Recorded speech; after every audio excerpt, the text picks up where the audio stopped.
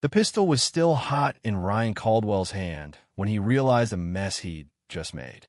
Two thugs lay sprawled in the Arizona dirt, their blood soaking into the parched ground outside a dusty border town near Nogales. The woman stared at him with bruised eyes, her 7-year-old daughter clutching her ripped jeans. He'd come looking for black market gear-stolen rifles to flip upstate, but instead, he'd turned killer again. The gangsters had called it moving product, disposable cargo headed for the underground hell of human trafficking. But when the kid kicked the guy's shin as he yanked her mom toward the van, something broke loose in the ex-Marine turned drifter. Now Sofia Ramirez and her daughter Mia stood free, and Ryan Caldwell was a fugitive.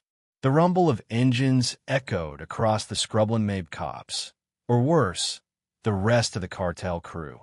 What does a guy sacrifice for doing the right thing? And when trouble hunts you down, where do you hide when the world's closing in? Ryan's spread was tucked in a valley amid juniper-dotted ridges, 50 miles from anywhere. No prying eyes, no badges, no explanations needed until tonight.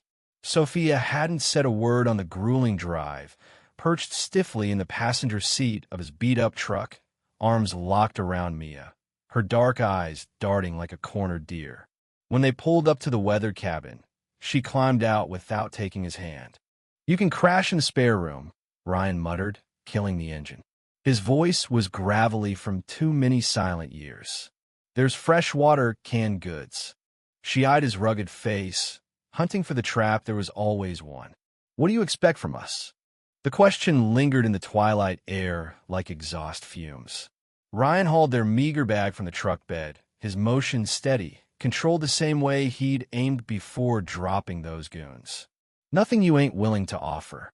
But Sofia knew better than to buy a man's promises, especially one who killed without flinching. That first night, she wedged a chair under the doorknob and gripped a pocket knife under the pillow. Mia tossed in her sleep, murmuring in Spanish. Through the thin walls, Sofia heard Ryan in the living room pacing, the glug of bourbon from a bottle. She noticed the scars when he'd scrubbed the blood off his knuckles at the sink-hold battle marks from Iraq. This guy had taken lives before today. By dawn, she decided they'd bolt, hotwire his truck if needed, head for the border, and vanish in her aunt's place in Mexico. But when she cracked the door, Mia was missing. Panic surged like wildfire. She bolted to the main room, feet pounding the creaky floor. Through the grimy window, she spotted them. Ryan crouched by the pump, teaching Mia how to prime it. The girl's small hands tugged the handle. His were firm but kind. "Mommy," Mia beamed when she saw her. "Mr. Ryan says I'm tough like my dad was." Sofia's throat tightened. Mia hadn't talked about her father in ages. The overdose that stole him had been too raw, too final. Yet here she was, grinning for the first time since fleeing Tijuana. Ryan glanced up, locking eyes with Sofia across the yard. Something unspoken past not trust, not quite, but a shared understanding of folks who'd lost it all and were scraping to hold on. "She's starving," he said plainly. "Was fixing breakfast." Inside, the cabin smelled of strong coffee and sizzling bacon basic rub, but a feast after weeks on scraps. Ryan navigated the tiny kitchen with unexpected ease for a big guy, his hands calloused but careful. As he plated eggs for Mia, he didn't loom or fish for thanks. Sofia observed him pour coffee into 3 mugs black, no frills, the kind that kept you sharp when threats lurked. "Those guys he took out," she said softly while Mia chowed down. "Their crew will hunt us." "I know. Why risk it?" Ryan stared into his mug. In the morning sun, she saw silver in his cropped hair, deep creases around his hazel eyes that had witnessed hell. "Because some lines you don't cross." His gaze met hers, and Sofia felt a stir in her gut-knot desire. Not yet, but a flicker of kinship, like spotting another survivor in the wreckage. For weeks slipped by before the fever hit Mia hard. It began with a hack, then chills that rattled her tiny frame. By day 2, she burned up pneumonia, the silent killer in these remote spots with bad water and no docks. Sophia had watched it ravage her hometown in Sonora, claiming her husband among others. "We need meds," she whispered, dabbing a damp rag on Mia's brow. "Antibiotics from town." Ryan loomed in the doorway, hat clutched tight. They both knew the stakes.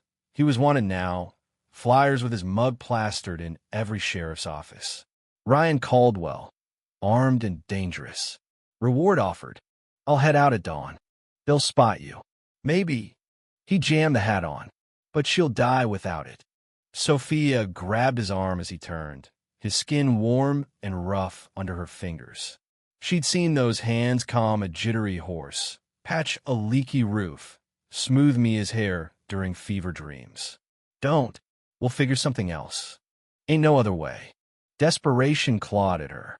Over the weeks, she'd warmed to his routine the way he split logs at sunrise, humming old country tunes low, how he'd leave desert blooms on the counter without a word, the respectful space he kept, never pushing for more. She'd started trusting him risky as hell and worse, wanting him close.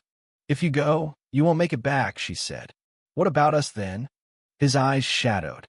Slowly, he covered her hand with his palm engulfing hers, battle-worn but tender. Then grabbed the truck keys and head south. Cash stashed in a shed enough for a fresh start. "This is our start." The words tumbled out, shocking them both. But as they echoed, Sophia knew it was true. In this rundown shack with this haunted vet, she'd unearthed what she'd buried. Security, quiet, the hint of something real. "Sophia." His voice cracked, unsure. She stepped nearer, inhaling leather and pine on him, seeing the vein throb in his neck.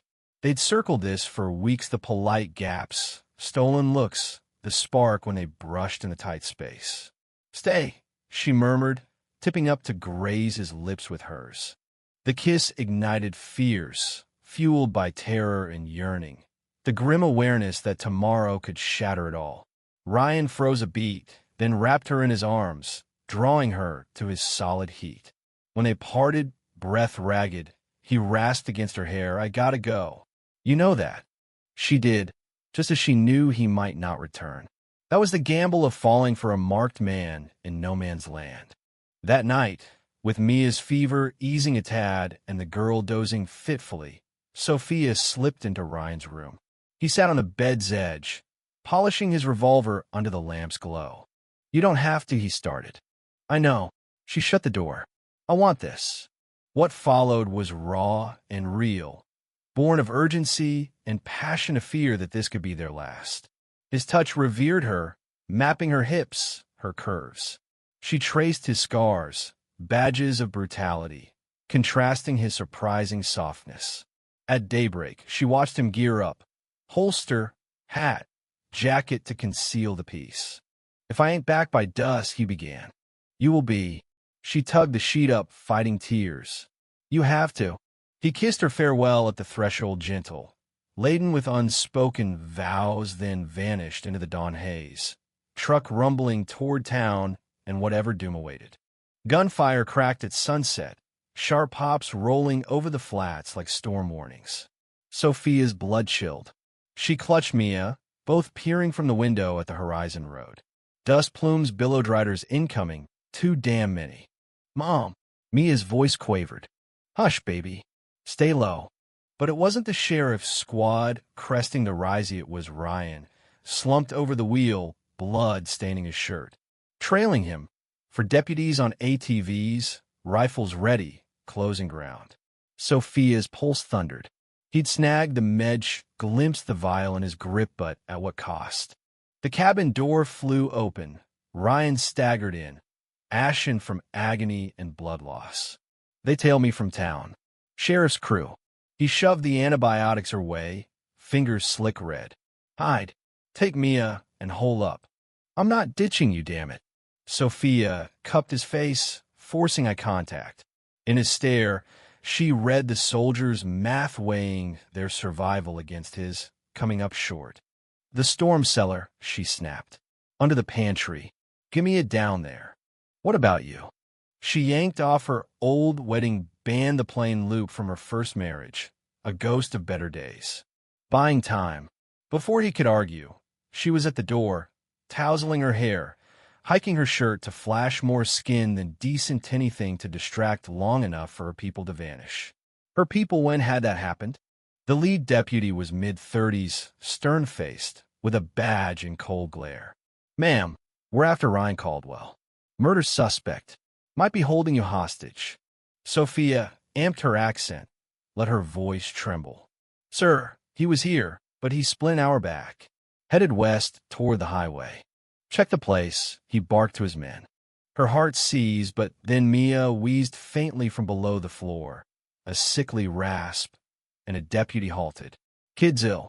Sounds bad." The sheriff eased up a fraction. "You need a doc? Heard someone raided the pharmacy in town." "My girl," Sophia choked, real tears flowing. "She was dying. That man, Caldwell, he grabbed meds for her. I don't get why." It wasn't total fiction. She couldn't fathom fully why Ryan had gambled everything for them, but gratitude overwhelmed her. "He's probably across state lines by now," the sheriff grunted at last. "You spot him, call in." They scoured the yard, but skipped the interior. Why suspect a scared mom, shielding a killer who'd kidnapped her? Once they peeled out, Sophia waited a tense hour before prying up the floorboard. Ryan climbed out first, woozy and bleeding. Then Mia, wan but awake. "What?" Ryan croaked. "Why not rat me out?" Sophia eased him into a chair, slicing his shirt to probe the wound graze along his side. Messy but survivable. She'd patched worse. As she threaded the needle in the lamplight, she said, "You put it all on the line for my kid. For us. That makes you ours." His hand stalled hers. "I can't stick around. They'll circle back, and next time, we handle it. Together." Something broke in his gaze, the lone wolf's armor fracturing, admitting warmth, affection, the perilous stuff he'd sworn off. "Together," he echoed, like a vow. That night, with Mia resting easily in the back and Ryan's injury mending, Sophia nestled in his embrace and rediscovered what she'd lost since her husband's end: belonging. 8 months on, the wanted alerts had faded, buried under fresh crimes. The frontier swallowed history quickly. Ryan still favored his side from that slug, bore the mark eternal, but his touch was soft, teaching Mia to read, steadily helping Sophia with the veggie patch. They kept low-key, wary of outsiders and inquiries. Some dusks, when Mia nodded off and the wind whispered through the junipers, Sophia caught Ryan scanning the skyline. The vets itched for incoming fire. Worried, she'd probe. His hold tightened, but not from flight urges anymore. She got it. They claimed something worth defending. Not flawless love was grittier than romance flicks, but genuine, forged in decisions over fate. On her finger now, a band Ryan whittled from juniper, plain and true as him. It gleamed in the Arizona light, solid as their unspoken pact. They were kin now chosen, bound, guarded. In the Badlands, between borders, between outlaw and renewal, that sufficed. Second shots came to those bold enough to seize them. What would you sacrifice for love or family? Drop your thoughts in the comments. Take a stand. Share your view. Did Ryan do right by stepping in? Or should he have walked away? Let's hear it.